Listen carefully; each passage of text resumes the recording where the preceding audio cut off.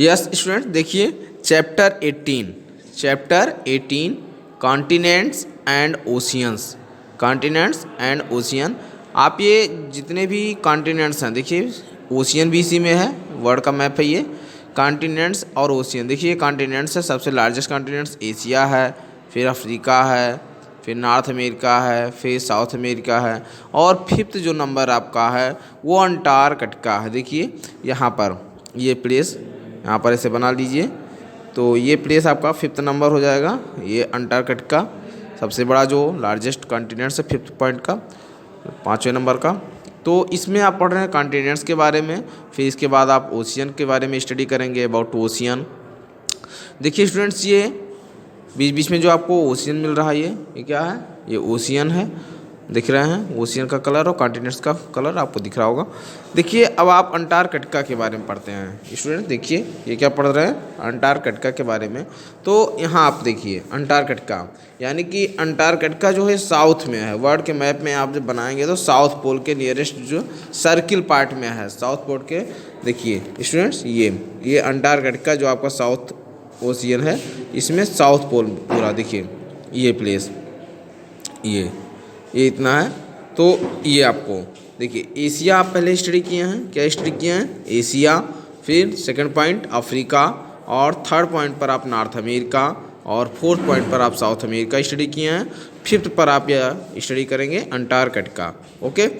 फिर सिक्स्थ पर यूरोप, और सेवन पर ऑस्ट्रेलिया, ओके स्टूडेंट्स। तो ये आप स्टडी करेंगे। अब देखिए स्टूडेंट, जो आपको अंटार्कटिका का पॉइंट है, ये सर्किल है पूरा, क्या है, सर्किल है। तो आप इसको स्टडी कर सकते हैं। कैसे स्टडी कर सकते हैं, देखिए यहाँ पर जो अंटार्कटिका का पॉइंट है कि Antarctica is the fifth largest continent by size. Antarctica is the fifth largest continent by size के अकॉर्डिंग ये फिफ्थ लार्जेस्ट है। और it is a circular land mass, क्या है ये, सर्कुलर लैंड मास है around the South Pole. South Pole पर ये सर्कुलर लैंड मास है। आप यहाँ देख सकते हैं स्टूडेंट्स कि सर्कुलर कैसे है लैंड मास है साउथ पोल पर। देखिए यहाँ पर, देखिए सर्कुलर पूरा एकदम, ये देखिए अटलांटिक ओशियन, ये पूरा देखिए, और आर्कटिक वृत्त, ये सब राइट किया गया। तो देखिए पूरा सर्कुलर है, साउथ पोल है ये। और साउथ पोल के ग्लोब में आप देखेंगे तो ये सब देखिए कॉन्टिनेंट्स, ये पूरा पार्ट है। देखिए ये जो पार्ट है, ये इतना देखिए बॉर्डर लाइन सब बना हुआ है, ये इतना गया है, ये सब इतना पूरा पार्ट, ये देखिए यहाँ पर छोटा, फिर सबसे दक्षिण देखिए, ये आपका जो भारतीय राइट किया गया है, यहाँ पे आर्कटिक है, ये सब देखिए इंदिरा शिखर जो है, और मैत्री है, दक्षिण जो गंगोत्री है, क्वीन मांड है। तो ये आपका जो बॉर्डर लाइन पूरा बना हुआ है, ये इतना ही पूरा सर्किल पर ये है। तो यानी कि सर्कुलर है पूरा, क्या है, सर्कुलर है, ओके स्टूडेंट। अब देखिए यहाँ पे जो सर्कुलर है, क्या है, ये सर्कुलर है। ये पॉइंट जो साउथर्न ओशियन के नीचे है, साउथर्न ओशियन है, इसके नीचे आपका ये सर्कुलर पॉइंट में है, और ये साउथ पोल पर है। There is no permanent human settlement in this region expect scientific research. यहाँ पर कोई परमानेंट ह्यूमन नहीं रहते हैं, ना सेटलमेंट हैं, और इस पर साइंटिफिक रिसर्च केवल यहाँ पर कौन जाते हैं, जो वैज्ञानिक किसी रिसर्च रीजन से जाते हैं, बस वही यहाँ पर किसी समय समय पर रीजन के लिए जाते हैं, अपने जो रिसर्च के लिए जाते हैं। जैसे बेसिस लाइक इंडिया, भारतीय एंड मैत्री, 2 पर्सन गए थे यहाँ पर, कौन, इंडिया, भारतीय और मैत्री यहाँ रिसर्च के लिए हैं। आपको देखिए भारतीय और मैत्री का प्लेस आपको देख रहे होंगे। देखिए यहाँ पर, ये देखिए यहाँ पर राइट किया गया है मैत्री, क्या राइट किया गया है, मैत्री, देखिए यहाँ पर है ना, यहाँ देखिए मैत्री राइट किया गया है, और भारतीय यहाँ पर राइट किया, देखिए स्टार बना हुआ है, ये मैत्री है और ये भारतीय है, ठीक। देखिए स्टूडेंट्स, मैत्री यहाँ पर है और यहाँ पर भारतीय, इट इज़ क्लियर। तो ये पॉइंट है अंटार्कटिका, ये पॉइंट है साउथर्न ओशियन पर, ये अंटार्कटिका ये पॉइंट है, ठीक। अब देखिए स्टूडेंट्स, ये जो साउथ पोल है, यानी कि आप इसको जो स्टडी कर रहे हैं, ये आप स्टडी कर रहे हैं, देखिए फिफ्थ पॉइंट को, ये फिफ्थ पॉइंट है। और देखिए स्टूडेंट्स, यहाँ पर जो आप ये स्टडी कर रहे हैं फिफ्थ पॉइंट पर, ये यानी कि ये कितने उसमें फैला हुआ है, इसका जो एरिया स्क्वायर किलोमीटर है कितना होगा, ये आपको 140 लाख स्क्वायर किलोमीटर, राइट कर दीजिए, 140 लाख लेक में कितने स्क्वायर 0 1 2 3 4 5, ये स्क्वायर किलोमीटर में है। इसका जो एरिया है 140 लाख स्क्वायर किलोमीटर में है। और यहाँ साउथर्न जो ओशियन के बिलो साइड में है, ये साउथर्न हेमिस्फीयर में भी है। और ये एक ऐसा कॉन्टिनेंट्स है कि जो पूरी तरह से एकदम नो ह्यूमन सेटलमेंट, यहाँ पर पूरा यहाँ पर जनशून्य रहता है, वीरान टाइप से लगता है यहाँ पर। और स्टूडेंट्स ये इसे इन्हीं सब रीजन से क्या कहते हैं, इनको हमेशा जो आइस आप देखते हैं यहाँ पर रहता है, तो इसी रीजन से इसको आप वाइट कॉन्टिनेंट्स के भी नाम से कॉल करते हैं। किसके नाम से? वाइट कॉन्टिनेंट्स के नाम से कॉल करते हैं। और दिस कॉन्टिनेंट्स का जो डिस्कवरिंग किया, मतलब खोज हुआ है इस कॉन्टिनेंट्स का, जिस खोज किए हैं अंग्रेज नाविक थे, उनका नाम है जेम्स कुक द्वारा। ये जेम्स कुक एक पर्सन थे, अंग्रेज थे। तो वे नाव से इस जब आपका दैट टाइम खोज का समय चल रहा था रिनाइसेंस एज में, तो जेम्स कुक ने इसकी खोज की थी। वे अंग्रेज थे, ब्रिटिश के थे। और इसको फिर आगे देखिए कि आगे आपका इंडियंस पीपल भी खोज किए, जैसे 1820 में बोस्टर नामक एक पर्सन थे, और ये सब ने भी खोज किया। और नॉर्वे निवासी एडमंसन थे 1911 में। तो ये सब भी रामचरण जी थे एक 1960 में। और गिरिराज सिरोही थे जो साउथ पोल पर पहुंचने वाला प्रथम, यहाँ राइट कर लीजिए गिरिराज सिरोही। स्टूडेंट्स यहाँ क्या राइट करेंगे? गिरिराज सिरोही जो थे, जो साउथ पोल पर सबसे पहले पहुंचे थे, ये इंडियन थे। गिरिराज सिरोही इंडियंस पीपल थे, ये सबसे पहले पहुंचे हैं। और यहाँ पर 1981 जो टाइम था, 1981 AD से यहाँ कंटिन्यू हर वर्ष एक दल इंडियन पीपल्स का जाता है, एक ग्रुप जाता है। और 84 ईस्वी से ही कंटिन्यू का ये संरचना पूरा यहाँ से स्टडी स्टार्ट हो गया था कि यहाँ का वेदर, क्लाइमेट और यहाँ वेजिटेशन कैसे हैं। तो ये सब चीज़ें जानकारी में आने लगी थी।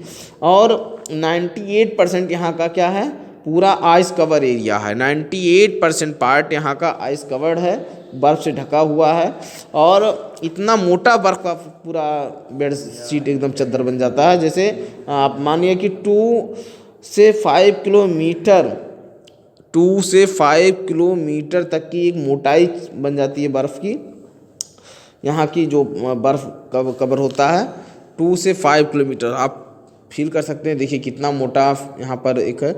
और यहाँ आप नाम सुनते हैं कि हिमशैल, यानी कि जो ग्लेशियर होता है, यहाँ के कुछ पार्ट ओशियन में कट करके समुद्र की लहरों से, जो सी वेव हैं, इनसे निकलते रहते हैं। तो जो मिट्टी का जो रॉक्स का ये चट्टान जो है, इसको कट करके कुछ बर्फ़ के टुकड़े समुद्र में पिघल जाते हैं, तो उसको हिमशैल कहते हैं। क्या कहते हैं? हिमशैल। और ये एक यानी मीठी पानी का जो भंडार होता है, यानी कि ये हिमशैल जो है फ्रेश वाटर का एक मीठे पानी का भंडार है यहाँ पर, ये मानिए। और स्टूडेंट नेक्स्ट देखिए, यहाँ पर जो क्वीन मॉड एक माउंटेन रेंज है, यहाँ पर क्वीन मॉड एक माउंटेन रेंज है। और ये इस अंटार्कटिका को 2 पार्ट में डिवाइड कर देती है। क्वीन मॉड माउंटेन 2 पार्ट में डिवाइड करती है। ये पूरा ये बिल्कुल लॉन्ग एकदम। तो क्वीन मॉड जो माउंटेन ये 2 पार्ट में डिवाइड करती है। और क्वीन मॉड जो माउंटेन है, यहाँ की जो हाईएस्ट पीक है, क्या है? हाईएस्ट पीक वो विसन मॉसिफ है। क्या है? विसन मॉसिफ है। उसकी जो हाइट है 4897 है। राइट कर दे रहे हैं। देखिए स्टूडेंट्स, जो यहाँ का यहाँ राइट कर लीजिए, जो माउंटेन आपका है विसन, क्या है? विंसन मॉसिफ। इसकी जो इस पीक की, इस चोटी की जो हाईएस्ट ऊंचाई है वो कितना है? 4987 मीटर।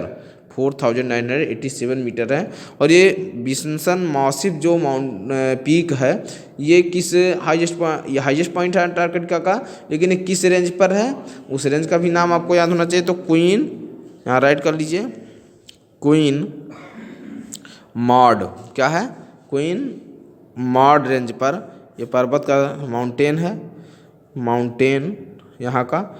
इस पर्वत पर ये सबसे ऊंची चोटी है विंसन मासिफ, जिसकी ऊंचाई है 4987 मीटर, ये हाईएस्ट पॉइंट है। और देखिए स्टूडेंट्स, आगे आपकी माउंट, यहाँ पर जो माउंट एरबुस है, एक माउंट और है, माउंट एरबुस के नाम से है, वो बिल्कुल एक्टिव वल्केनिक है। वहाँ पर क्या है, एक्टिव वल्केनो रहता है, यानी कि हमेशा ज्वालामुखी आता है, एक्टिव वल्केनो है, माउंट एरबुस नेम है। और देखिए कि यहाँ का जो रिकॉर्ड रखा गया है कि टेम्परेचर का, एक बोस्टक यहाँ प्लेस है, बोस्टाक प्लेस है यहाँ पर। उस बोस्टाक प्लेस में -95 degree, -95 degree Celsius temperature record किया गया। -95 डिग्री सेल्सियस टेम्परेचर बोस्टाक में रिकॉर्ड किया गया है। एक प्लेस है, सबसे माइनस देखिए कितना है, -95 डिग्री सेल्सियस रिकॉर्ड किया गया है। आप देख रहे हैं कि 2 से 5 किलोमीटर यहाँ बर्फ़ पूरा कवर, किलोमीटर में ये पूरा बर्फ़ का एक चादर ढक जाता है। और देखिए कि आप ये भी 6 मंथ देखिए, जब सन का जो डायरेक्ट रेज है, ये सन डायरेक्ट रेज जब नार्दर्न यानी कि उत्तरायण होता है, नार्दर्न होता है, तो 6 मंथ यहाँ पर क्या होता है, जब ये देखिए नॉर्थ ऊपर साइड में है ना, नॉर्थ, जब नॉर्थ हो जाएगा, सन उत्तरायण होता है, सन का पूरा किरण, क्योंकि आपकी अर्थ पूरा राउंड करती है अपने पाथ पर, तो जब सन का रेज उत्तरायण होगा नॉर्थ यहाँ पर, तो 6 मंथ वहाँ डे होगा और यहाँ नाइट होगा, यहाँ क्या होगा, नाइट होगा। लेकिन जब सूर्य दक्षिणायन होता है, सन दक्षिणायन होता है यानी साउथर्न होता है, तो यहाँ डे होता है, वहाँ नाइट हो जाएगा, क्या हो जाएगा, वहाँ नाइट। तो 6 मंथ होता है यहाँ। जब नॉर्थ में हो जाएगा सन रेज नार्दर्न होगा, तो वहाँ 6 मंथ डेज होगा, यहाँ नाइट रहेगा।